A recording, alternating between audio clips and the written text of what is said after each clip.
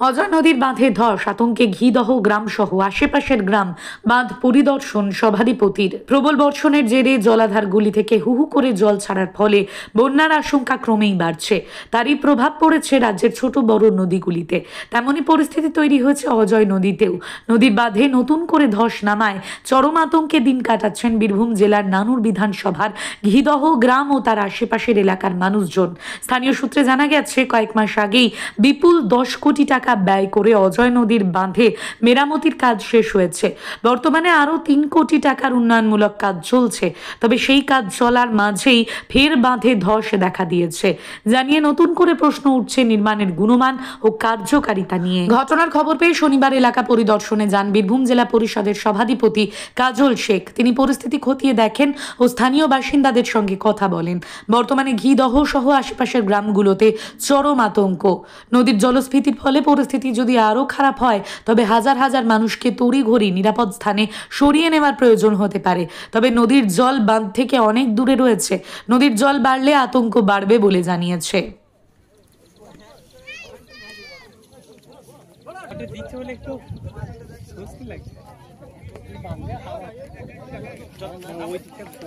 নানুর বিধানসভার বোলপুর শ্রীনিকেতন ব্লকের সিঙ্গি পঞ্চায়েতের ঘিদোয়া গ্রামে পাড়ায় সমাধান কর্মসূচি ছিল। সেই কর্মসূচিতে আমি এবং আমার বিধায়ক, নানুর বিধানসভার বিধায়ক, গ্রাম পঞ্চায়েতের প্রধান, বোলপুর শ্রীনিকেতন পঞ্চায়েত সমিতির সভাপতি শুরু করে তিস্তর গ্রাম পঞ্চায়েতে উত্তীর্ণ সমস্ত জনপ্রতিনিধি এবং পঞ্চায়েত এবং ব্লকের আধিকারিকরা সবাই উপস্থিত আছেন। তো গ্রামের মানুষের সমস্যা সমাধানের জন্য এই পাড়ায় সমাধান কর্মসূচি আমাদের মাননীয় মুখ্যমন্ত্রী মাননীয় মমতা বন্দ্যোপাধ্যায় ডিক্লেয়ার করেছেন। তো পাড়ায় সমাধান কর্মসূচি আমরা এসেছি, তখন পাড়ার লোকে একটা অভিযোগ আছে যে ঘিদো গ্রামে যে বাঁধটা মাত্র কয়েক মাস আগে তৈরি হয়েছে বা এটাকে মেরামত করা হয়েছে, সে বাঁধটা পুনরায় ধসে গেছে। সেটা দেখার জন্য আমাদেরকে রিকোয়েস্ট করলো।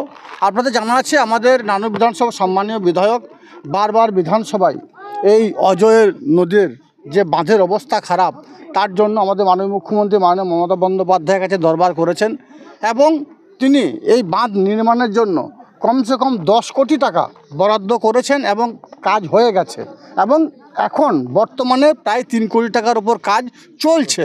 স্বভাবত এই কাজটাও কিন্তু আমাদের বিধায়কের তত্ত্বাবধানে বিধানসভা থেকে ইরিগেশন ডিপার্টমেন্ট থেকে কাজটা দেওয়া হয়েছিল। যাই হোক, কোনো কারণবশত এটা ধসে গেছে। কী জন্য ধসে গেছে, কেন ধসে গেছে সেটা আমরা জানি না। কয়েকদিন আগে এই গ্রামের যারা জনপ্রতিনিধি আছে আমাকে ফোন করেছিল, আমি ইরিগেশন ডিপার্টমেন্টের সঙ্গে যোগাযোগ করি, তারা এসেছিল, তত্ত্বাবধান করে গেছে এবং এখানে পাইলিং করতে হবে, কারণ পাশে যে গর্ত আছে এটা 10 থেকে 15 ফুট গর্ত থাকার জন্য এই বাঁধটা থাকছে না বা টিকছে না। যদি বৃষ্টিপাতের পরিমাণ বেশি হয় বা অজয় নদীর জল আরও পরিমাণ বাড়ে, তাহলে এইখানটা একটা ভাঙার আশঙ্কা আছে, পার্শ্ববর্তী গ্রামগুলো ক্ষতির আশঙ্কা আছে। সেই চিন্তাভাবনা করে আমি বিধায়ক সাহেবকে সঙ্গে নিয়ে যেখানে জানানোর সেখানে আমরা জানাবো, আমরা ইরিগেশন ডিপার্টমেন্টে জানাবো। প্রয়োজনে আমরা মাননীয় মুখ্যমন্ত্রী মাননীয় মমতা বন্দ্যোপাধ্যায়ের কাছে দরবার করব যেন ঘিদো গ্রামের এই বাঁধটা অতি দ্রুত মেরামত করা যায়। পাড়ায় সমাধান মানে শুধু পাড়ায় সমাধান নয়, এরিয়ার যে সমাধান সেগুলো আমাদের করার নির্দেশ তিনি দিয়েছেন। প্রত্যেকটি পাড়াতে 10 লক্ষ টাকা করে মাননীয় মুখ্যমন্ত্রী মাননীয় মমতা বন্দ্যোপাধ্যায় দিয়েছেন। 3টে বুথ নিয়ে একটা পাড়া হবে, 3টে বুথে 30 লক্ষ টাকা। সেটা ছোট ছোট কাজ, ধরুন একটা টিউবওয়েল খারাপ হয়ে গেছে, পাড়াতে একটা লাইটের প্রয়োজন, সোলার লাইট, পাড়াতে একটা অঙ্গনওয়াড়ি সেন্টারের ছাদের প্রয়োজন, একটা স্কুলের শেডের প্রয়োজন, এইগুলো করা হবে। সঙ্গে সঙ্গে যে বড় কাজগুলো আছে সেগুলোকেও আমাদের লিপিবদ্ধ করার জন্য মাননীয় মুখ্যমন্ত্রী মাননীয় মমতা বন্দ্যোপাধ্যায় নির্দেশ দিয়েছেন। সেই নির্দেশকে মান্যতা দিয়েই আমাদের এই প্রক্রিয়া আমরা এখানে এসেছি এবং এটা পর্যালোচনা করলাম। যেখানে জানানোর আমরা জানাবো। মুখ্যমন্ত্রী জেলা সফরে আসার পরেই এই নির্দেশ চালু হয়েছিল, সাধারণ মানুষের কাছে কতটা উপকার হবে বলে মনে হয়? দেখুন, মুখ্যমন্ত্রী ডিক্লেয়ার করেছিলেন 2 তারিখে, অর্থাৎ আজকের দিনে পাড়ায় সমাধান কর্মসূচি তিনি শুভ উদ্বোধন করেছেন। সারা রাজ্য জুড়ে আজকের দিন থেকে এই পাড়ায় সমাধান কর্মসূচি শুরু হয়েছে। সেই পাড়ায় সমাধান কর্মসূচি যোগদান করার জন্য আমি, আমার বিধায়ক, পঞ্চায়েত সমিতির সভাপতি, গ্রাম পঞ্চায়েতের প্রধান থেকে শুরু করে সমস্ত আধিকারিকরা ঘিদো গ্রামে এসেছি। 10 লক্ষ টাকা একটা পাড়ার বা একটা বুথের ক্ষেত্রে অনেক বড় ব্যাপার। প্রথমে মাননীয় মুখ্যমন্ত্রী মাননীয় মমতা বন্দ্যোপাধ্যায় মানুষকে পরিষেবা দেওয়ার জন্য দুয়ারে সরকার কর্মসূচি শুরু করেছিলেন।